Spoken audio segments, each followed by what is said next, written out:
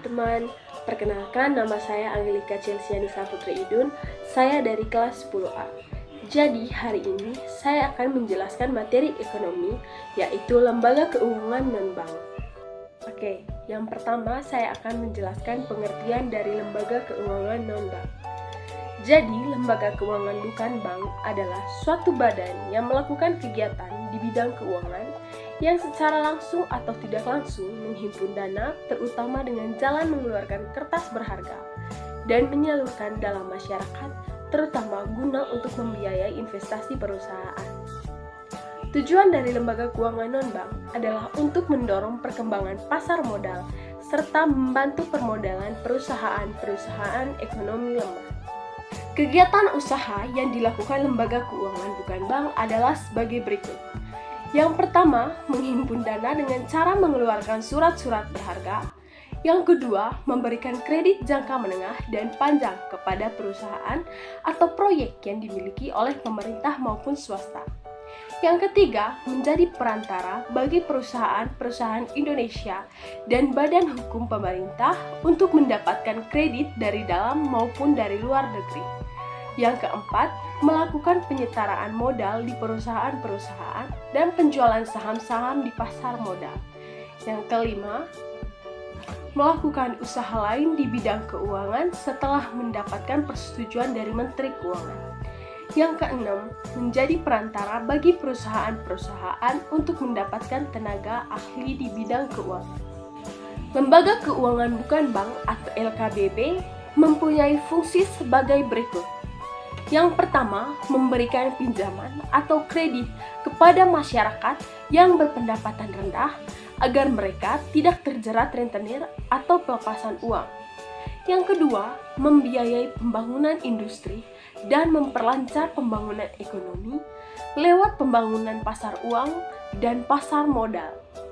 Yang ketiga, membantu dunia usaha dalam meningkatkan produktivitas barang atau jasa. Yang keempat, memperlancar distribusi barang. Yang kelima, mendorong terbukanya lapangan pekerjaan. Pemberian kredit kepada masyarakat yang berpendapatan rendah sifatnya menolong, sehingga tidak memperhatikan penggunaannya baik produktif atau konsumtif.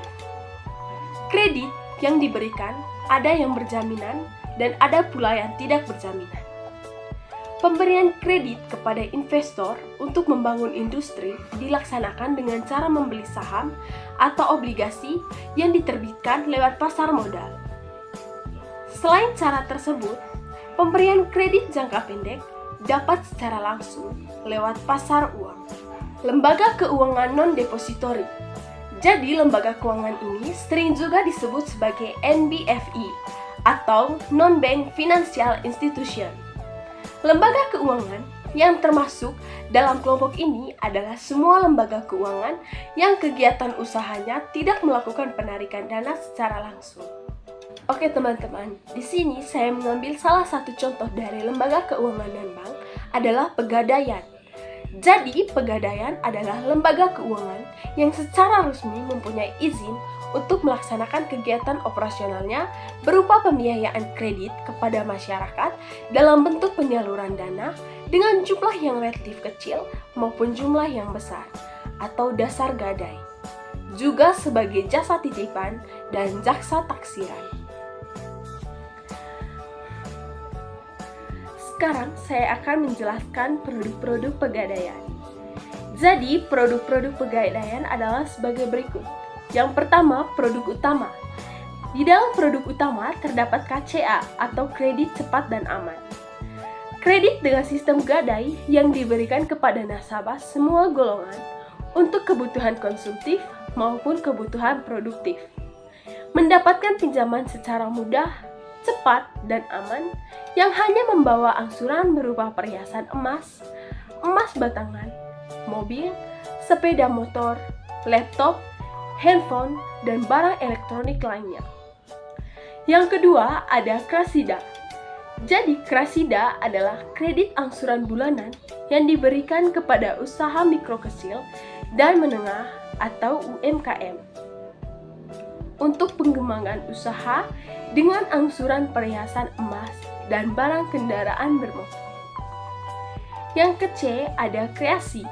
Jadi kreasi adalah kredit yang berupa angsuran bulanan diberikan kepada usaha mikro kecil dan menengah atau UMKM untuk mengembangkan usaha dengan sistem fidusia, yaitu cukup dengan BPKB sebagai angsuran sehingga kendaraan masih bisa digunakan.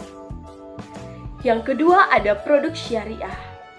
Di dalam produk syariah terdapat RAN, yaitu pembiayaan dengan sistem syariah yang dikeluarkan oleh Pegadaian Syariah dengan proses cepat, aman, penyimpanannya dengan barang jaminan berupa emas perhiasan, emas batangan, berlian, smartphone, laptop, barang elektronik lainnya, sepeda motor, serta mobil.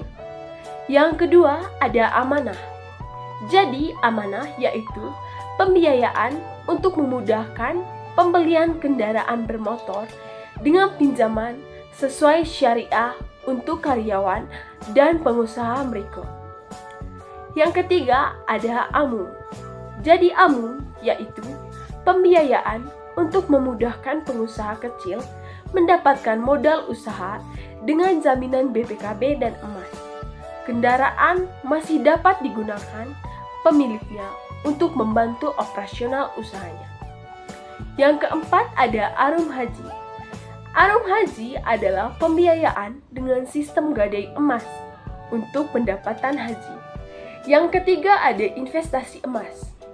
Nah, di dalam investasi emas ini mencakup yang pertama mulia. Jadi, mulia yaitu layanan penjualan emas batangan secara tunai atau angsuran dengan jangka waktu fleksibel dan proses yang mudah. Yang kedua ada tabungan emas.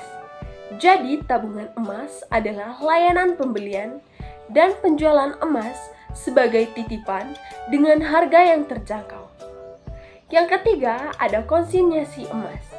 Jadi, konsinyasi emas adalah layanan titip jual emas batangan di Pegadaian sehingga menjadi aman.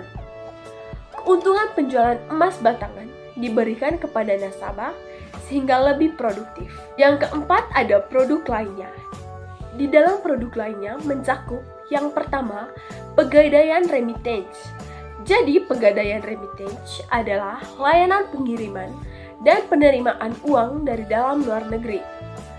Bekerja sama dengan remiten berskala nasional dan juga internasional. Yang kedua ada multi pembayaran online atau MPO. Melayani pembayaran berbagai tagihan seperti listrik, telepon, pulsa, air minum, pembelian tiket kereta api secara online tanpa harus memiliki rekening di bank. Yang ketiga ada persewaan gedung. Jadi persewaan gedung, sewa auditorium yang dikelola oleh Pegadaian untuk disewakan kepada masyarakat untuk keperluan acara dan seremoni. Yang keempat, ada jasa verifikasi mulia. Jadi, jasa sertifikasi mulia ini merupakan jasa penguji batu mulia untuk mengetahui jenis, keaslian, kualitas, dan spesifikasi.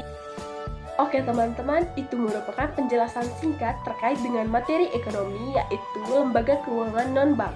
Saya harap apa yang saya jelaskan dapat diterima dan dipahami oleh teman-teman semuanya. Sekian dan terima kasih.